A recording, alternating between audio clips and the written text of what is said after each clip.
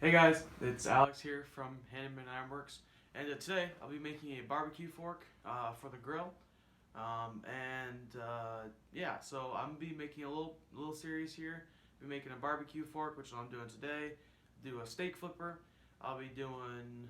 I might end up doing like a frying pan flipper thing, like I don't remember what you call it, but it's like a spatula. I may end up doing a spatula. I'll probably do like a pair of tongs.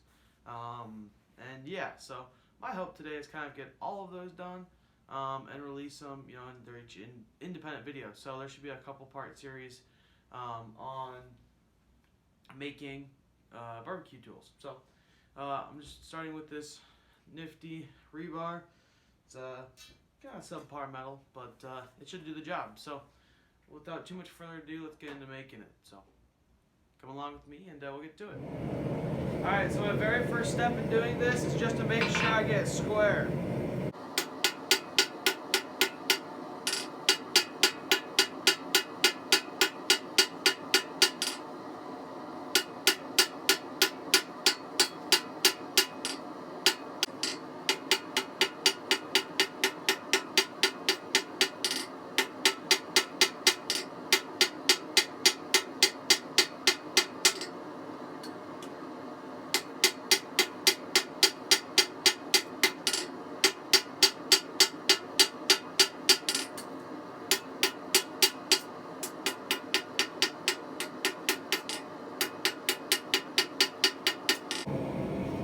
Alright guys, so arduous like half hour later, I got about 20 inches, which is about a foot and a half, drawn out from up here to right about here. I'm not sure if you can see, but it's square-ish enough. Obviously there's still some ridges in the corners. That's not super concerning, it'll all come out in the end. If you're really concerned about that, grab an angle grinder, go right down the sides, and just knock them off. But I'm not super concerned about it right now. I will take the time later on to make sure they're all perfect. But for right now, I'm going to work on the very end, which is the two pokers. So I'm gonna get this flatter and split it, and come along with me as I work on that. Get back here, gonna take off about 3 inches back, give or take. I'm gonna flatten it out so I can split it better.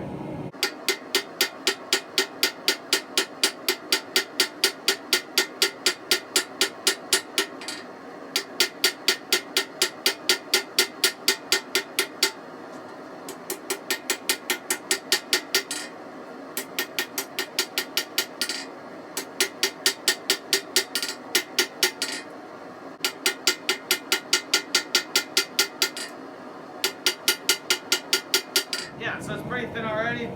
It's time to just cut right down the middle. You can take an angle grinder and do this, take a bandsaw and do this.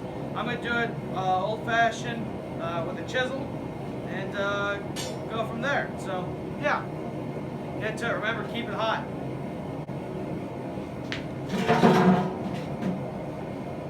So what I'm doing here is I'm just rotating the anvil face so that I can actually stick this bar. It's 5 foot long right now, and if I go 5 foot back, I'm going to hit the back of my shop without a doubt. My shop's not too big, it's only 10 by 12. And so just rotating it sideways so I have that corner, which I have probably 7-ish feet back there. So this way it'll work, whereas if I orient it the other way, it wouldn't. So.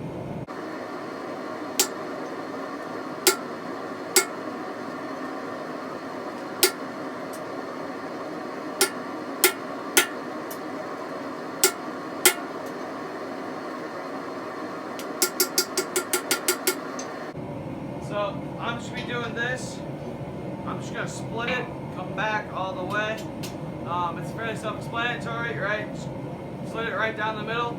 Don't want to bore you guys with it, so come back when I have that done.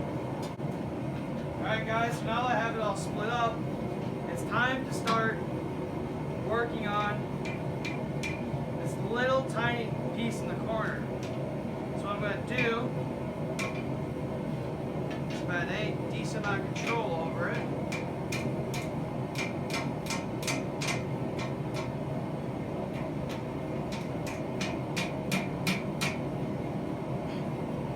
making it like this. And I'm going to put it up in the vise, right? It's going to be a little tall, but that's alright. I'm going to split it all the way down to where this V actually ends up. And it ends up like another centimeter down from where you can see the gap in the pieces. So that's what I'm going to do. And yeah, so I'll get to it.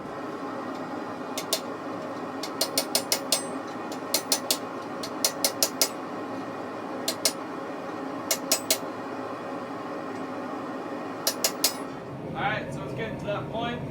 Now what I'm going to do is just lock it up in the vise here. And I'm going to file. There's a rag. And the rag's from the chiseling.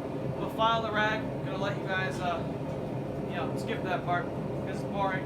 And come back with me when I have that rag filed and I'm ready to start shaping these. Alright, so both gloves on. Just got the file here.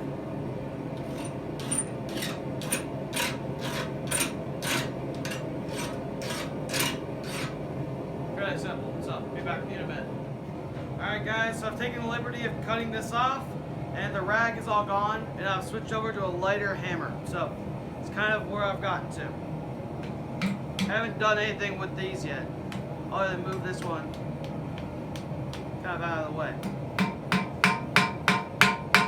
But my goal on this very end is to draw at a pretty sharp point.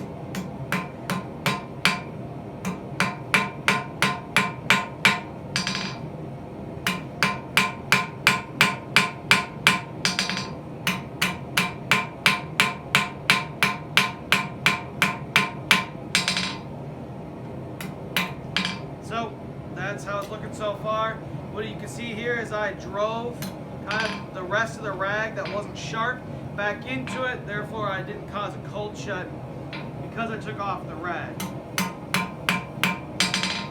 But yeah, so it's kind of what I'm working on, just drawing this out into a point and making sure it's uniform from back here to up here, and I'll do the same on this side. So get working on that one.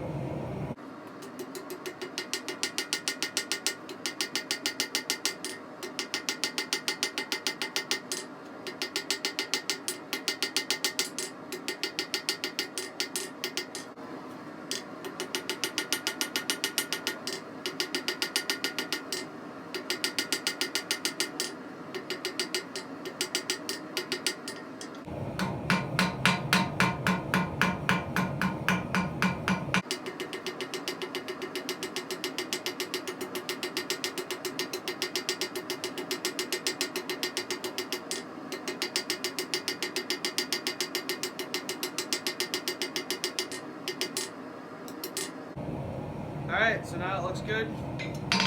I'm going to do the other side. I'm going to make it match exactly. I may have to end up cutting a little bit of material off the end just because it will draw out a little bit longer because it's a little bit thicker on this side than it was on this side. That's no big deal. Just cut it at like the final length and you can sharpen it later. So I'm going to work on this side. I'll do it without you guys. Same process, literally. Bend this back, bend this one forward, work on this one. So be back with you guys in a couple minutes.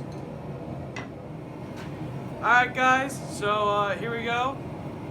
One side was a little bit longer, so I did cut it off. I will redress it, make it pointy again. But I pounded them together just to make sure they were about the same length. Now it's time to split them back out and curl them out. I want a little bit of a kind of a circle in there. You'll see what I'm doing. But yeah, so time to split it apart, going sideways off each. So it makes like an even, like almost like you're making a grappling hook, but obviously you're not making a grappling hook. So I'm gonna do that real quick. All right, so that's about as far as I'm gonna get them apart. Looks like a W or McDonald's or whatever you want. Now I have it like this, and I'm gonna put like a little round piece of metal locked up in my vise. I'm going to wrap it around it. At least like this part, like almost you can see like the size of a ball peen would be nice to wrap around. So that's what I'm going to do. And yeah, so it's hot, lock it in the vise and I'll come back with you in just a second. Alright, she's hot.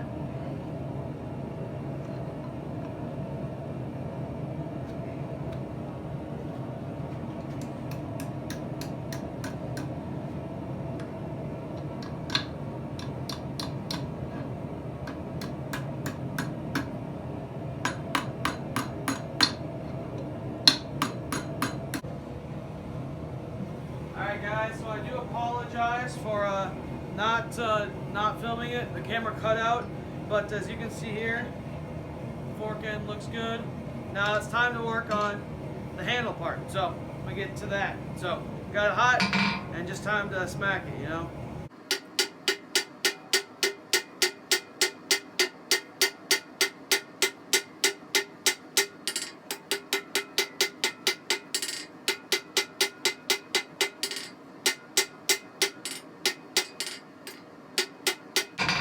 Alright, so what I'm doing is I'm flattening it out. I'm going to get really thin up here. I'm going to do a little curl over. And I'm going to draw it out and I'm going to flip it over almost like a blacksmith's knife where it's got that handle shape. So that's what I'm going for. It won't be too long, but it will be long-ish. So I'm just flattening it out and keeping it the same size in the width direction. Alright guys, so I have this all drawn out. As you can see, it starts about here and goes to here. I'm going to just curl it up and with a little finger guard, I'm doing about 4 inches, which is about the width of my anvil. Well, it is the width of my anvil. And yeah, so I've kept it about the same width. It's a little bit wider. That's no big deal. I've also taken an angle grinder. I just knocked off all the corners. Same with up here, so I got rid of that just a little bit of rebar I didn't get away. And yeah, so it's time to do the bend on it. And yeah, figured you guys might want to see that, or should see that, versus me just drawing out stock. It's super boring. So, here we go.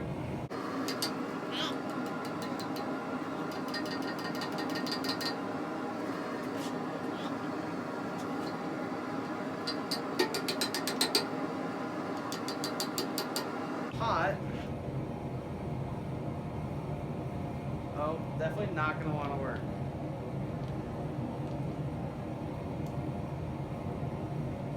Something like that's what I'm going for.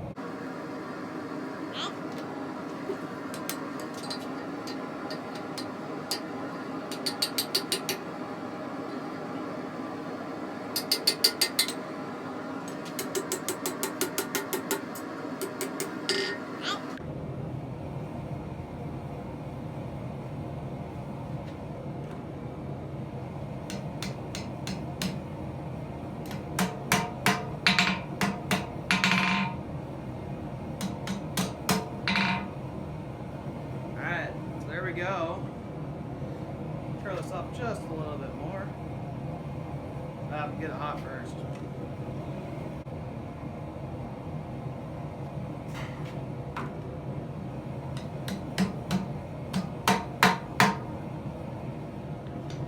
Alright, so that's right on with what I drew. So there we go. I'm going to leave it at that. The corners have been knocked off with an angle grinder, and so they shouldn't be that sharp. If they are, just knock them right back off with an angle grinder. It's not rocket science. But now I'm going to let this cool down. I may dip it in a bucket, and I'm going to heat all this up. I'm going to straighten from here up, and then I'm going to give it a twist. So I'm going to get this all squared up, and when I'm ready to twist, I'll come back with you guys.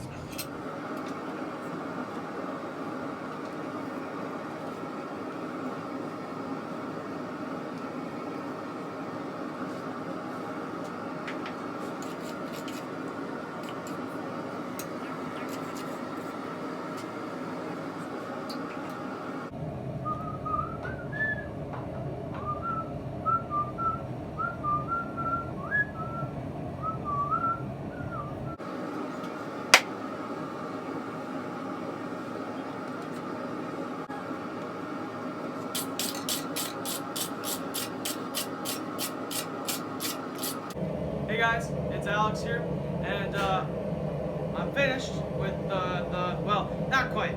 I'm going to shine up these a little bit more. You'll get some sandpaper and get in there and really polish them up, but they have been rough polished with the angle grinder with a fresh disc on it. But yeah, so I'm kind of going with grinding back here and grinding into the tip. But other than that, that's what it looks like. It's been coated in canola oil, which is a food-safe finish. It doesn't last as long as beeswax or another blacksmithing finish, but it lasts fairly long. And I'm a blacksmith, and it's going to someone I know, so if they need a new coat on it, like it starts getting a little rusty, no problem. I just toss it right in the forge, recoat it, and yeah. So here it is, right? That's the handle I go for. I took an angle grinder. I took a little divot in here, just for the thumb. It's a little more comfortable. But yeah, so on guard. Anyway, so also I've been out here. I fortunately, well, kind of unfortunately, there's a trade-off. But I'm out of work for 3 weeks. Our company's like doing a remodel, so I'm out of work. That means I'm out here, which is a lot of fun actually. But while I was waiting for that to cool down, this is a coil spring.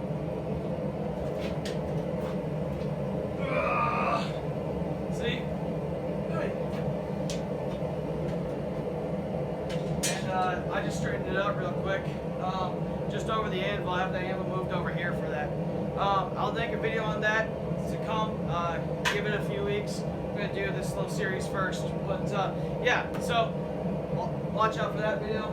How to unroll coil spring easily. Anyway, so thanks for watching again.